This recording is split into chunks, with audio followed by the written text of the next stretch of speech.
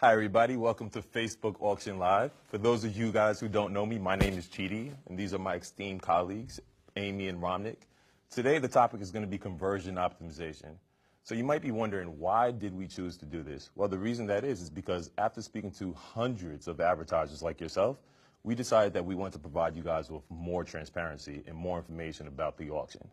So Romnick is actually going to start with talking about high level what the auction is, you know, the in-betweens of the auction, and then Amy Lee is going to finish with, you know, basically ending with conversion optimization and why that's important. So let's start with Romnick. Romnick. Thanks, Chidi, for organizing this, by the way.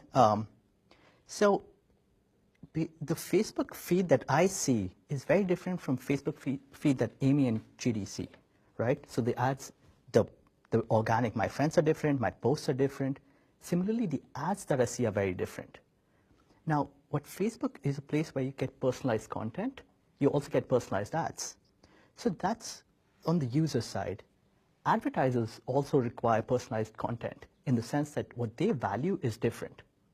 So for example, CPG advertisers, for like Procter & Gamble, Unilever, what they value is slightly different from our gaming clients like Machine Zone, who want app installs, who want people to come onto their websites, so on and so forth.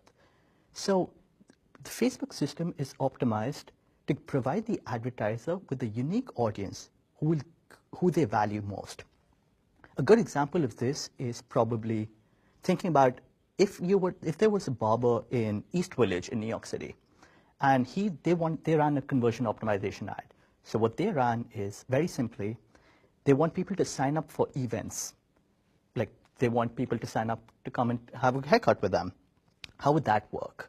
So let's say they set up an ad on Facebook, very broadly speaking, targeting all of the US. What Facebook would start by doing is delivering impressions all over the US. So there'll be some impressions in California, there'll be some impressions in Nevada, there'll be some impressions in New York City. Slowly and steadily, we would get to know that the clicks are coming from more people in New York City. And our systems would learn that the value that this barbershop gets is from people signing up for events. So the first part of that is people actually clicking out to their website. So Facebook would learn that they're coming from New York City, and it would converge into those. Now, in New York City, there would be different neighborhoods it would start delivering impressions to, and very quickly realize that people in East Village are the ones that are converting. And within that, it would be like a particular demographics, so on and so forth. So conversion optimization, which is primarily a thing for direct response advertisers, which is an objective which they actually want, hones in on the target audience that is likely to convert on your ads. So in this example, amongst all the people in the US, the people who are most likely to convert on your ads lived in East Village in New York City, and our systems would converge onto those. Now, there are a number of things that you need for that, which would be like learning, and like you need to give us data. There are a number of aspects to this, which I'm going to allow Amy to talk about. Sure. Thank you for the intro, Romnick, about sort of how our system collects information and uses that on behalf of advertisers and consumers of the Facebook platform. Super excited to talk about conversion optimization today, just because it's quite simply one of the most powerful solutions we offer to advertisers, agencies, and other partners who are interested in driving sales or events on their websites or on their mobile apps, right? It's pretty much like a basic tool in the toolkit we offer here. So let's see. You know, when you have the goal of driving events on your website or your mobile app, going to Facebook, you're ready to set up an ad. Facebook, you know, one of the first things we ask you to do is select an objective for your campaign, and so hopefully here you're selecting traffic or website conversions, for example. The second most important thing to do if you are interested in driving online sales, online events, app events pertaining to your mobile app, is to make sure you're selecting the right optimization goal for your ad set. So if you're in our creation interfaces, for example, you'll see a delivery section, a section that says optimization for ad delivery, and you've got a pull-down menu. So say, all right, you're interested in driving, you know, website conversions. We've selected that as your campaign objective. Now in your in your ad set, underneath that campaign, you're going to select as your optimization goal conversions. That is the first step in leveraging sort of the power of our optimization systems, right? So if you select conversions, then our delivery system can actually understand what's most important to you, understand the types of people in your target audience on Facebook who are converting on things like what you're promoting or things like it, and then specifically, intelligently decide who to show ads to among the people in your target audience, kind of honing in on those people who are more likely to convert. That's good. You're allowing this machine to work on your behalf. To contrast with what happens when a lot of people are, maybe come from search, advertising backgrounds, et cetera, are used to buying clicks, bidding for clicks. The equivalent on Facebook would be, I went to my ad set optimization goal and I selected to have my ad set optimized for clicks. If you come to Facebook and choose to optimize for clicks, you're actually going to tell the system, look, all I want is clicks. I don't actually care what happens after the click.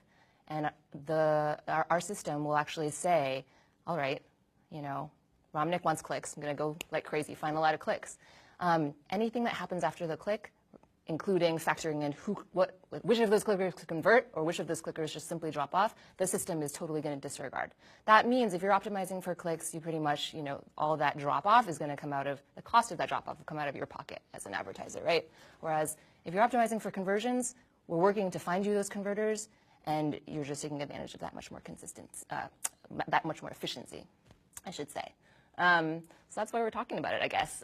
Super excited to talk about this. Let's see. One question that comes up a lot is how much does so say I'm bought into the value proposition of conversion optimization.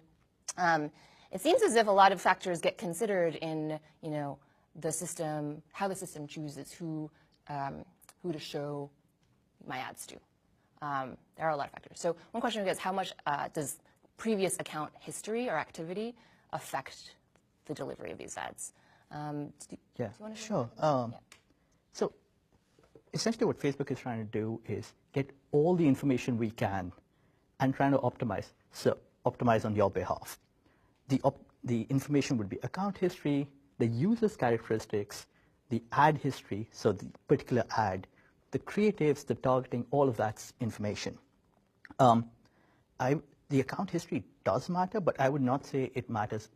It's the primary. I don't think it plays a very large part in this entire process. I think, and it's something that is tough to control. So I would focus on the ad by itself, the ad, the targeting, the bidding, having all those in place, rather than worrying about the higher account level features. Yeah, I would say that what we've built in our system is, a pretty complex machine learning model that's considering thousands of features, factors at any one time in terms of like how do we predict what's most important. What's the most important predictor, I guess, of conversion likelihood, right? Yeah. Account history is one of those thousands of features.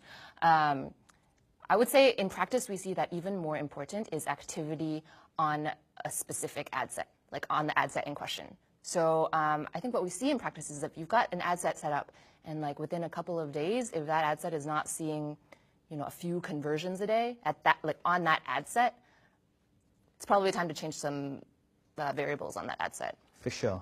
So it's almost like in order for us to optimize, you have to give us information. The information in a conversion optimization is conversions happening. So for example, in the earlier example about the barber in East Village, if nobody in New York City clicked or converted, we would not get that piece of information. So you have to provide us with sufficient amount of information, and we should talk more about sufficiency in a bit.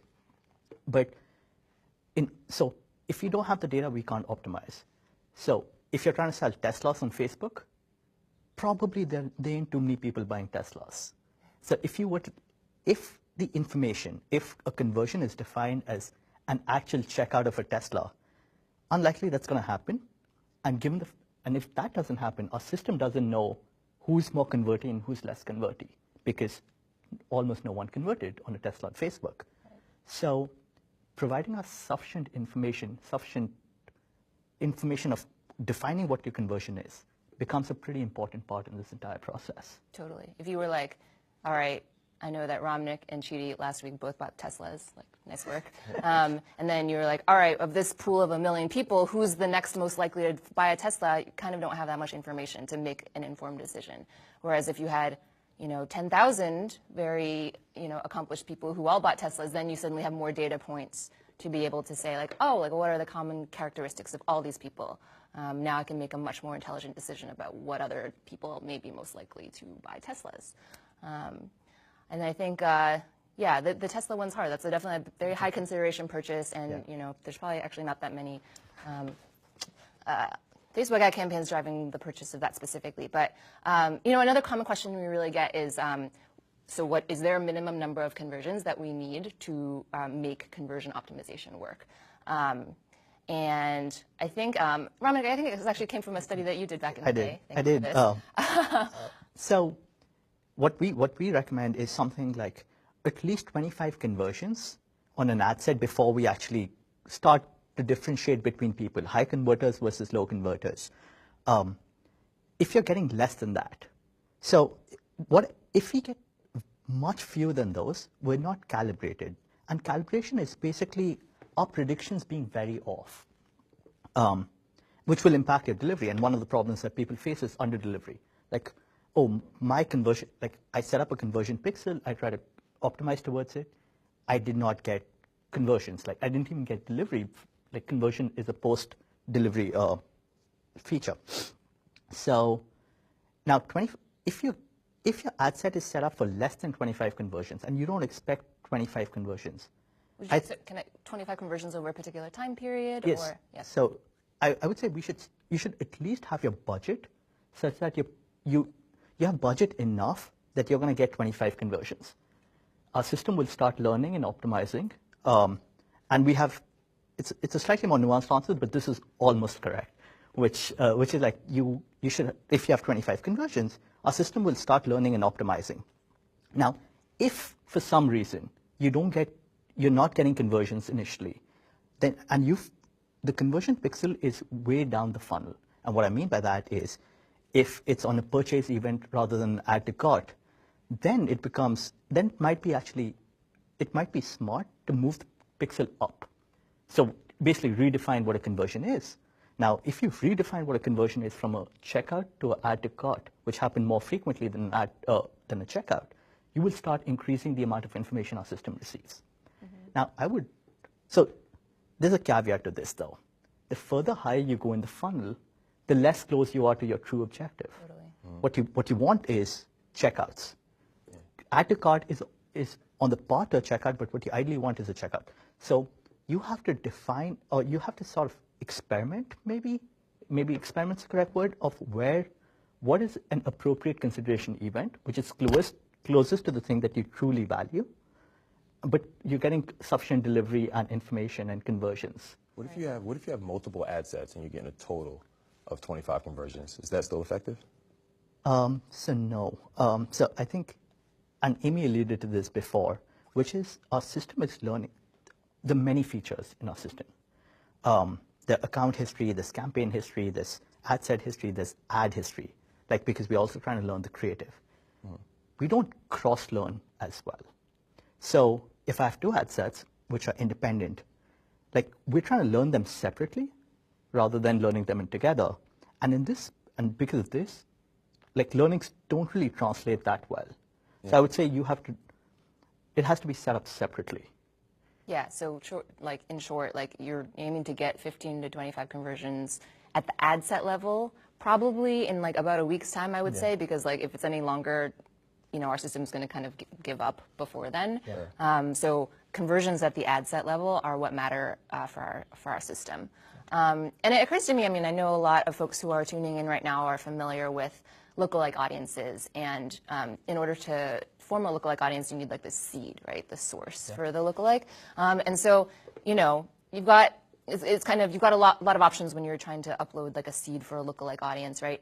Maybe it's some portion of your CRM list, and you could choose to upload your like a group of your very best customers, or like upload a much bigger list with like all your customers. So let's see, if your list, your source list is too small, you know, it's what's the minimum? Probably like some 20 people. I don't know. It's basically, if it's too few people, it might not actually give our system enough clues as to like who would be truly valuable for you when the system is forming a lookalike audience per se. For example. But yeah, if that seed, so then, you know, maybe you want to include more of like, not just your very top VIP customers, but like your VIP plus like the next level of quality customers. And that might be a very fruitful seed for a lookalike audience.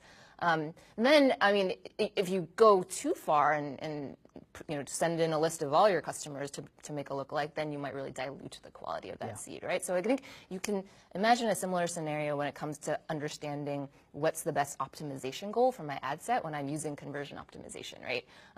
I would love to, if I have enough data, set as my optimization goal that early downstream event, maybe that really like important purchase that I value the most. But if it's only happening a couple of times a week, and it's impossible for me to kind of set up an ad set so I can capture, you know, 25 of that particular conversion on an ad set in a week, then it's time to say, all right, well, what else can I use as my sort of seed, my optimization goal? And it could be, maybe it's that next event up, maybe it's an add to cart event or a registration event. Then you keep going all the way up the funnel, though. You get more and more data to use as the seed, but you kind of lose out on that quality too. And that, I mean, the extreme side of that is we move all the way up and start optimizing for clicks, and like you can imagine all the quality that you've sort of lost in that maneuvering. That's an example. So I have an iPad right here because, you know, there's a whole bunch of questions that are being asked by our audience, and I'm just looking through the questions right now. Before I actually go into the questions, I want everybody to take a moment and actually like this video right away, because we want to definitely follow up with everybody after this video, and we have a couple of links towards the end of this video that we're going to post.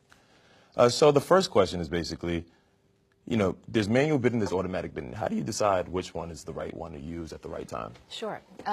So let's see. Just to differentiate between the behavior of automatic bidding and a manual bid, and we have a couple of types of manual bids that you can use. A manual bid basically allows you to signal to our system exactly how much you value a particular event, how much you value that event that you've set as your optimization goal. So say you're optimizing for conversions, as we are promoting pretty strongly here, and you say, look, I'm interested in driving sales on my e-commerce site. I don't want to pay more than $50 for any sale. That suggests that you should set a manual bid. Give us that $50 threshold in some way. We've got two options for setting a manual bid today when you're optimizing for website conversions. And those are, you can set an average bid or you can set a maximum bid.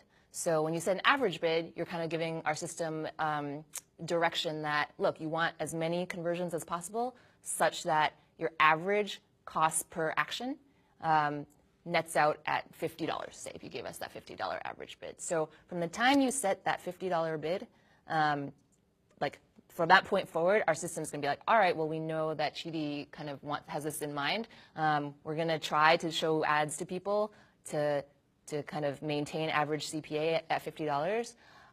Like Ramnik, you talked a lot about, you know, more data helps our system make better predictions. So in early days of you setting up a new ad set and setting that live with the $50 average bid, you might see more cost, you know, average cost volatility in the beginning. But as more conversions get captured on the ad set, you should see that average CPA start to net out at that $50 level.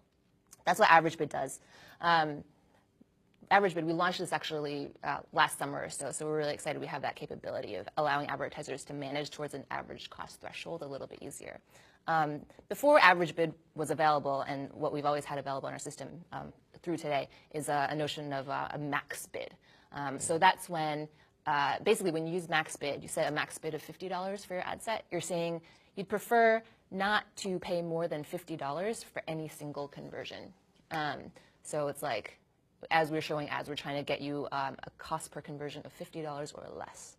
So with average bidding, in contrast, some conversions might cost more than $50, some less, but we're trying to net you out at an average of $50. So you actually, you know, when you use an average bid of $50, you'd probably see more conversions at that 50, like while more conversions, more delivery in general, while netting out at that $50 average CPA.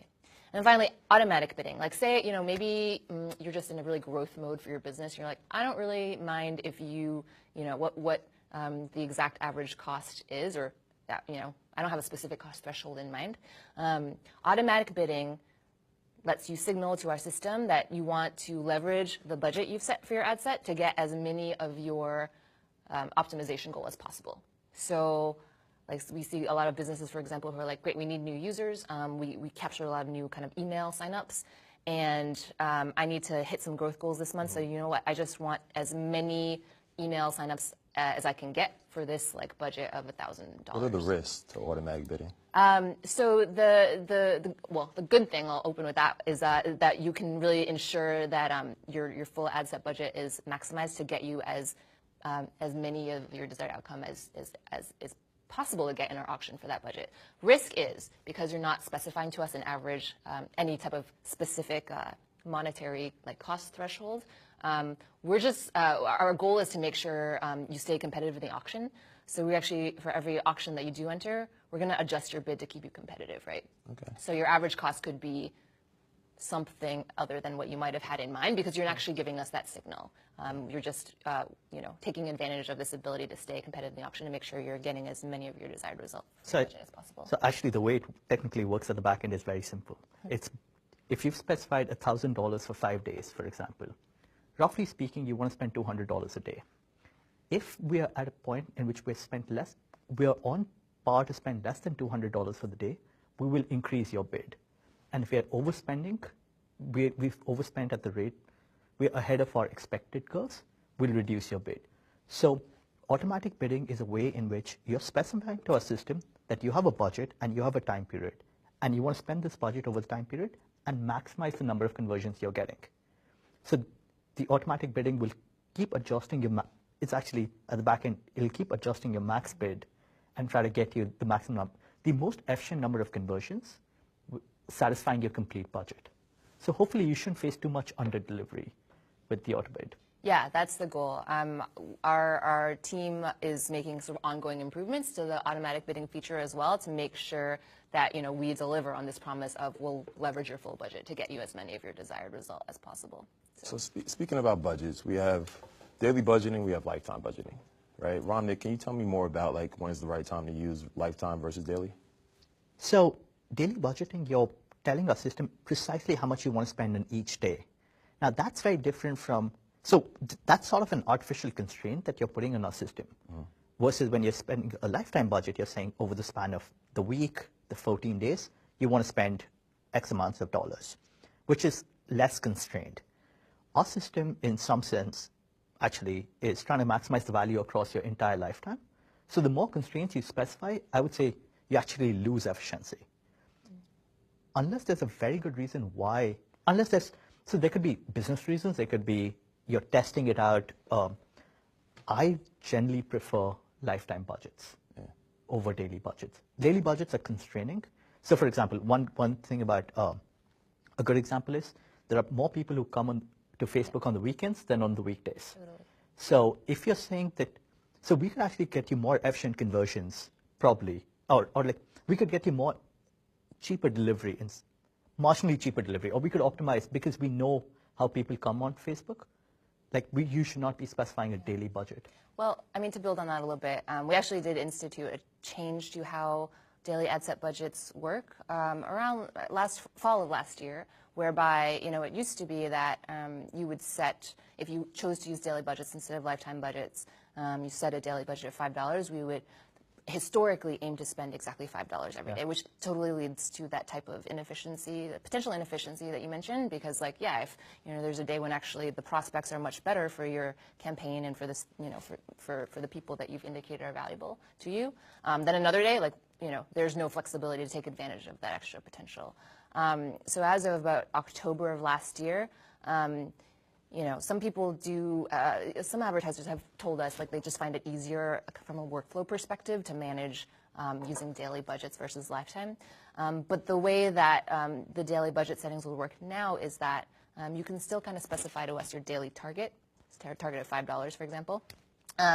But we will allow for some variance in daily spend from day to day, kind of up to, I guess, 25% over your daily target. Okay. That is to account for that daily variance in opportunities to reach valuable people in your target audience. It kind of like helps to mitigate the issue you're talking about.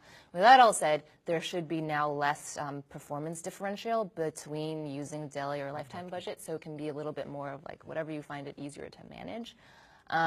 We do have some features at the moment that are available for daily, are available for lifetime budgets, but not daily budgets, for example, such as ad scheduling, or some people call it day parting.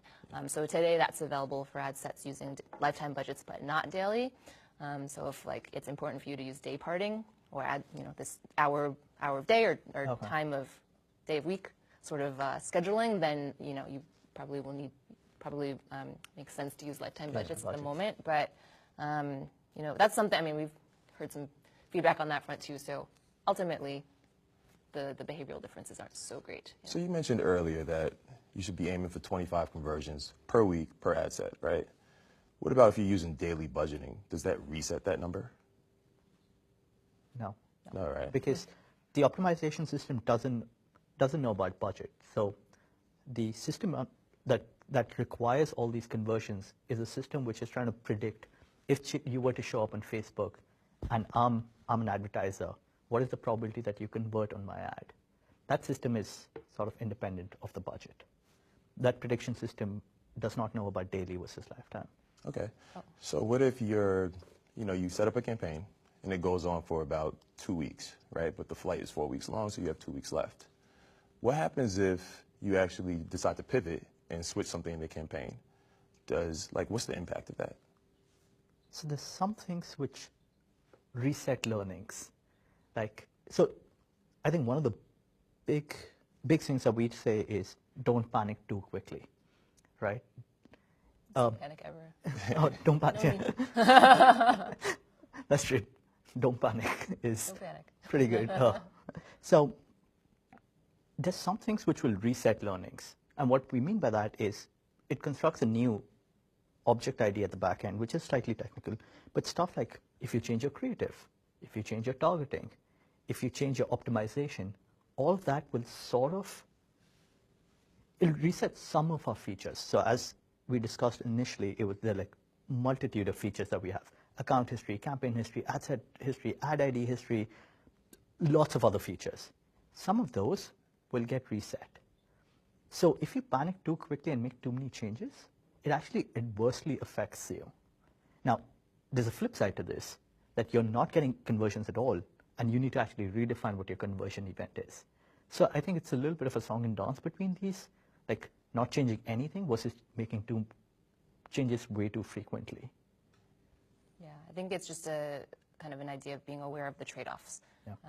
I think we were chatting about this earlier. If you launch a new ad, we're going to sort of start some initial, we're going to start learning from scratch to some extent, right? Like we do take into account account history and all these other thousands of features, but that most important factor in delivery after it's been delivering for a little bit is performance on that specific ad set. So if you've got a brand new ad, we actually start to leverage a lot of aggregated information about other ad sets and ads from other advertisers, and basically a lot of stuff that may not nearly be as relevant to future performance of your ad set as the actual future performance of that ad set. Which changes can I make that actually cause the largest impact in terms of machine learning?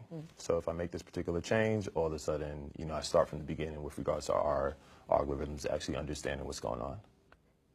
So you could change your bids.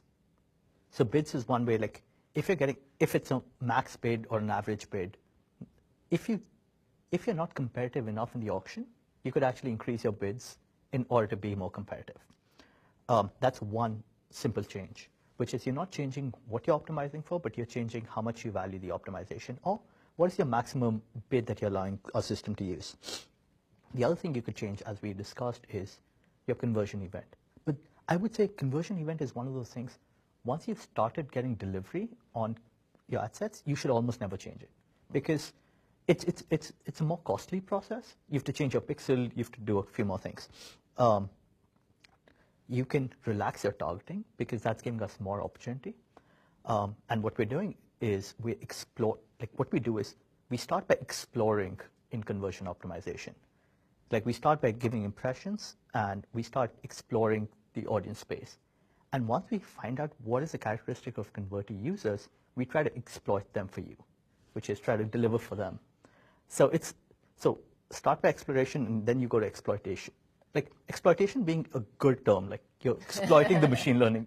The machine learning system is exploiting. It's okay to exploit a machine. Yeah. So People. yeah, so we're not exploiting people, but it's like you're using Facebook's learning. You're using characteristics that we know about users and we know about your ads, and we're sort of merging the two. So I would say those are the big ones that you can change, which is like change your targeting, change your bids.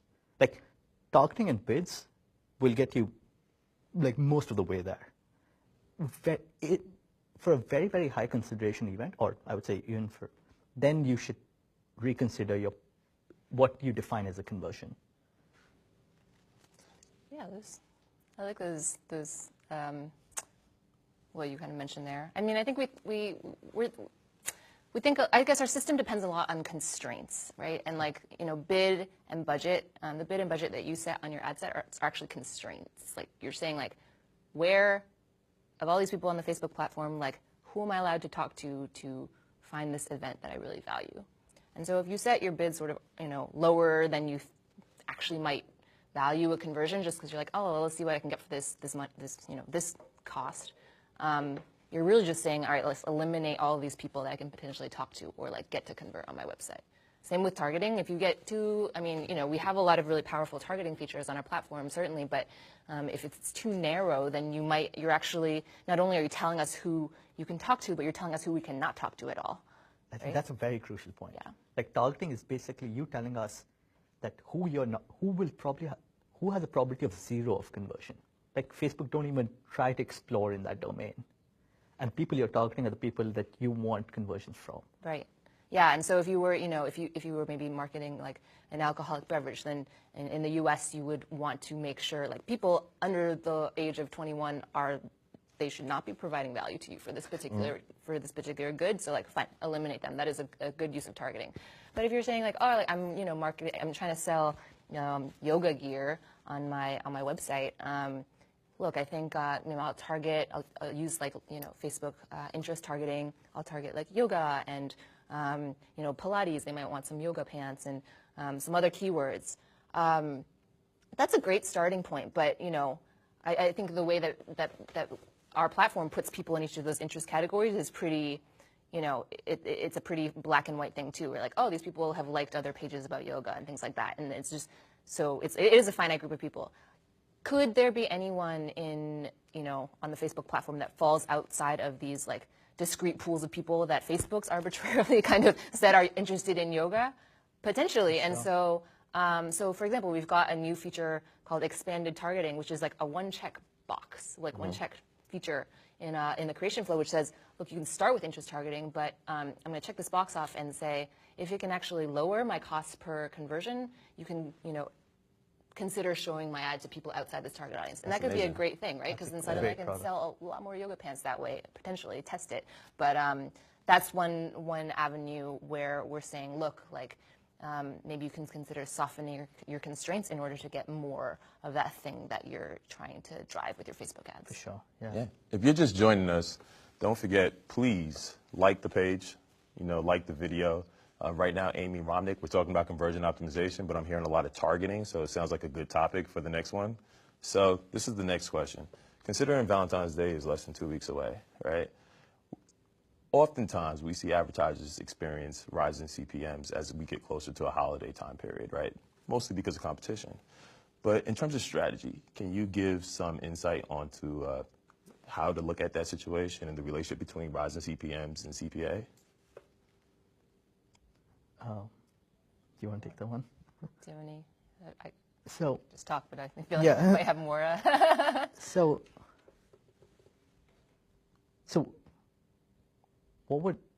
there's a rising CPA around Valentine's Day, and that would be, but correspondingly, my claim would be that conversions are also rising. This is almost like exactly what we see in the holiday season, right? Which is the CPAs rise, but so are more number of people converting. And by converting, people are sending gifts to each other, people are buying more stuff, so what DR advertisers care about is the cost per conversion.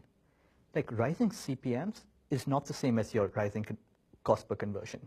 So actually, one of the surprising things we noticed was early December, CPMs go up on Facebook, and CPAs actually go down. My guess would be around Valentine's Day, it would be something similar. So why do you think that you see that happening? Because people are buying more. So it's one of those holidays in which people are buying more gifts for their loved ones. And if you're buying more gifts, Facebook is one of the primary places you're buying those gifts. You're seeing ads and you're converting on those ads. Yep. So totally. So actually, can you speak to some implications then about whether if you're seeing CPMs rise, generally competition rise, and you're actually bidding on the event for the event you care about using conversion optimization or like something else? Yeah. So the competition's rising now, which also means that so what we're trying, either we are predicting appropriately what the conversion rate should be, which is higher for you, in which case your bid won't change. But one of the things you might consider doing is relaxing your bids. Making use of the fact that more conversions are going to happen on the platform, it might make more sense to reduce the constraints as you were talking about. Reduce that, or like increase your max bid so that you're constraining the system a little less. And monitor on an average CPA basis rather than the CPM basis. Does that sound like something? Yeah, I'm just saying, like, if you actually do care about a conversion on your website, for example, and conversion rates generally are increasing at a time like Valentine's Day or the December sort of holiday period. Black Friday, right? Like when you give us a bid for a conversion, we actually back that into an effective CPM-based bid using our estimates of click-through rates and estimated click-to-conversion rates. So if conversion rates are rising in general, then that actually helps make conversion bids more competitive.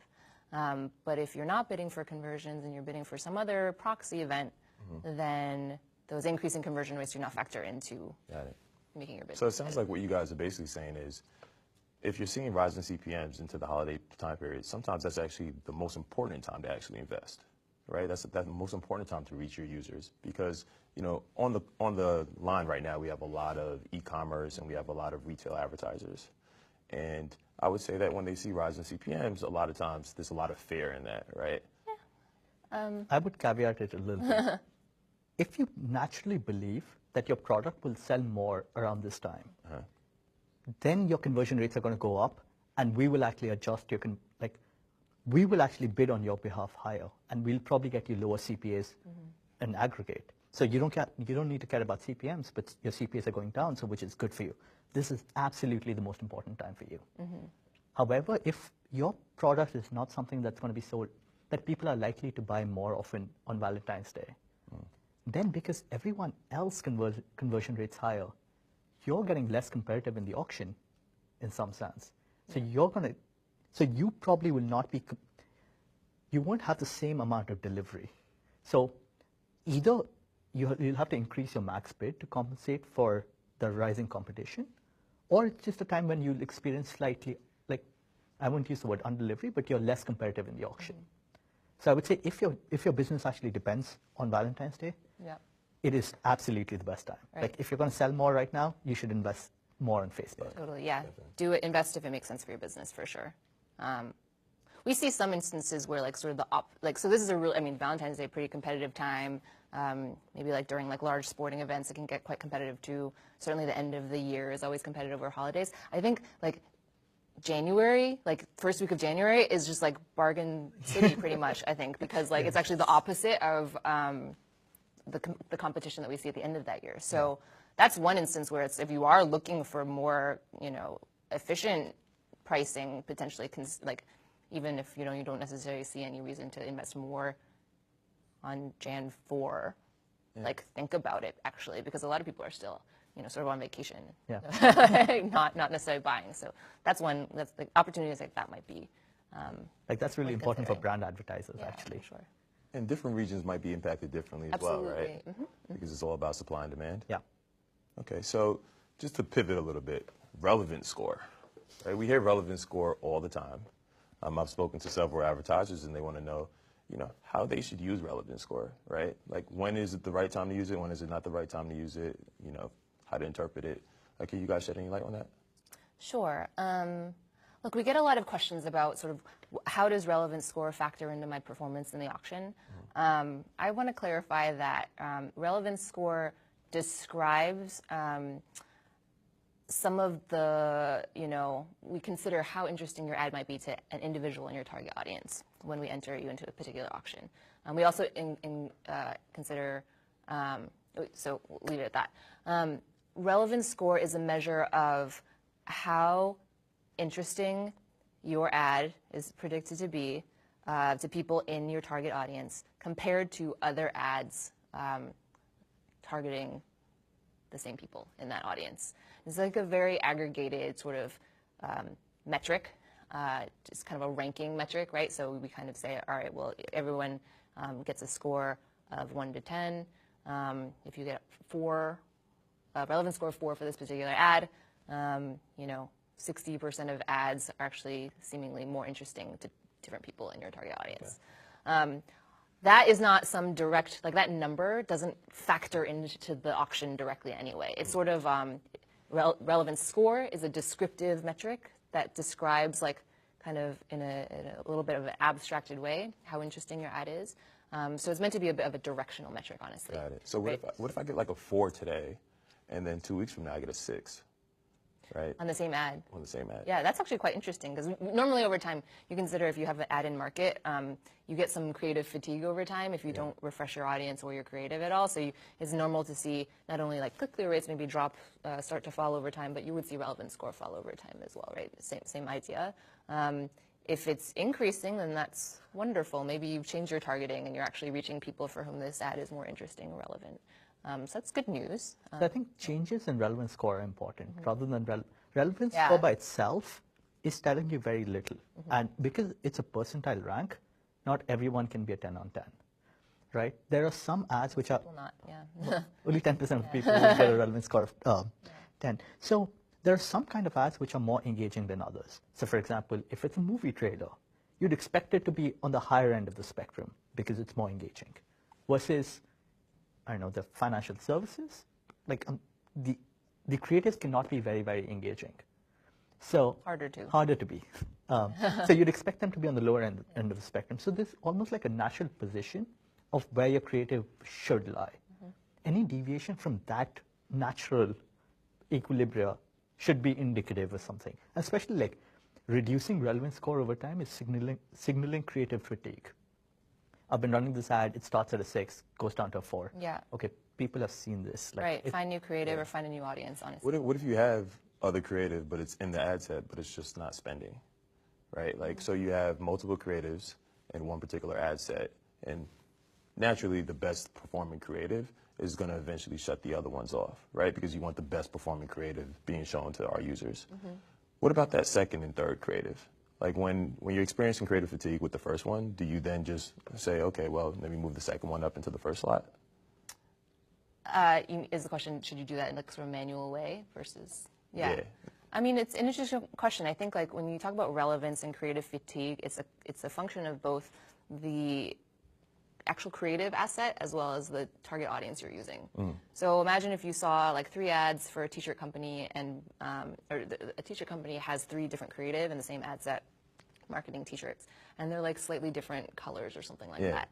And say like we do some sort of, if you've set all of those 3 ads in a single ad set, our system will say, all right, what's likely to be the best performing of these creatives in this ad set, and like pretty much start to optimize delivery towards the best performing creative. So probably one of those creatives in time will get the bulk of the delivery. Cool, and like you've targeted the same audience of, teens or something for 3 weeks. Say you start to see like a declining click-through rate, declining relevance score, a sign of creative fatigue, like in the purple ad creative, the purple t-shirt ad was like serving most of the ads. Like you could probably, pause the purple ad and like leave the you've got a blue and an orange like t-shirt ad still in that ad set, and see if one of those starts running. You might see like a bump, like a temporary, bump in performance, but then ultimately you're still like showing the same t-shirt ad to the same group of teens, many of whom have already seen it, many of whom probably the ones who are going to buy t-shirts like did it already. So then it's like at that point, it's not just a creative issue potentially. Like maybe you've already sent that same message to the audience too much. Okay. Yeah. Well, I have one final question, unless there's any more questions by the audience. So this is actually a really important question. Does overlapping audiences impact optimization and delivery? So in some sense, it does, and so it's a slightly nuanced answer. Let's say I have two ad sets which are overlapping on 90% of the audience. What we will do is, we will, like, for every person in that overlap, we will choose one of the two ads and take them further in the auction. Like, we will take them into consideration. So never are you competing with yourself in the auction. And this is the number of reasons why you don't want to compete with yourself. So what ends up happening, the impact of this huge overlap would be that your audience size, if you thought your audience size was 200 people, let's say they're 100 and 100, it's actually more like 110 people with 90 people overlap and 10 unique people. So in some sense, overlap is going to constrain your audience. Now, that becomes a factor if you're sort of relying on the edges. If you have multiple ad sets which are running against US or like broad US audience, the overlap doesn't matter as much. Like, because there's like the audience size is not constraining at all, it won't matter as much. If they're like very, very small audiences and you think you're targeting like more people than you actually are, then it becomes a problem. So our system, essentially what it does is for everyone who's in the overlap, we pick the one we think is the most appropriate ad amongst all your ads, and just drop all others and take that forward in the auction. Okay. So it may or may not matter. Yeah, it's harder for you to deliver the full budgets on two ads if the audience is on those, on two ad sets, if the audience for those two ad sets is exactly the same. Like if they're totally different and the same size, then there's more people that you or if it's like a broad enough audience, we'll still deliver. Totally, exactly. On the optimization side, there's an important consideration that ties back to what Ramnik and I were talking about with respect to if you're using conversion optimization and our system is making sort of those estimates about who's most likely to convert on your ad, we are almost entirely relying on conversion information at the ad set level. So if you've got two ad sets instead of two ad sets with a budget of $100 rather than one ad set with a budget of $200, targeting the same audience, then and say like, maybe you're bidding your conversion that you're optimizing for is worth $20. On each of those, if in the two ad set scenario, you have the potential only of reaching, you've a likelihood of probably getting around 5 conversions per ad set. If you combine those budgets into a single ad set, you probably could get 10 conversions on that ad set. And in the second scenario, we have one ad set. We're able to make a lot better predictions about likely converters than we could in that scenario where you have two ad sets. Does that make sense? That makes a lot of sense. Cool. So there needs to be good reason why there's overlap in your audience. Sure. If not, like, you should try to get rid of the overlap and just consolidate learning. Consolidate, it's easier to manage. It's better for our systems. You don't dilute the learnings. Mm-hmm. Yeah. It's just And you're also consolidating budget. you're consolidating budget. Consolidating budget, exactly. It's another notion of like constraints. Like you separating out your budget into many ad sets is more constraining than you having that same budget in fewer ad sets. Yeah. That makes sense. Yeah. So I want to give you guys an opportunity, maybe a couple of seconds to think about call to actions, right? Of everything we actually spoke about today, what are some things that you would like to leave the audience with? You want to start here? Yeah, for sure. All right. Again, conversion optimization, super important tool that is important to consider when you're really trying to drive either website actions or installs or events inside a mobile app. we rely on data at the ad set level, conversion data at the ad set level, to make good predictions about who else is likely to convert on that event that you want. So everything you can do to make sure you're trying to get more conversions on a single ad set, that's good to know. Those are my two main takeaways about sort of conversion optimization generally. Tons of information, obviously, and like best practices and tips to consider when it comes to this topic. So I think we're going to share a post later on today in the group about just like linking to everything you need to know about conversion optimization and tips and tricks to keep in mind. Awesome. Yeah. I think experiment. One of the things is like test things out, what works for you. So a couple of things, like there are best practices which work for most of the people, but test. I guess that's pretty much all you have to do. Yeah, that's great advice. Yeah, and like because it's sort of a dynamic environment, this auction, it's kind of like the financial markets. Like past performance doesn't necessarily indicate future results. So, it's an ongoing testing and iterating process. Yeah. Yeah, well, I want to thank our audience for joining us today. If you're listening to this video, the next one is actually going to be targeting, which will probably be in a month or two from now. Hopefully, like the video. Hopefully you enjoyed it. And I look forward to speaking to you guys soon. Take care.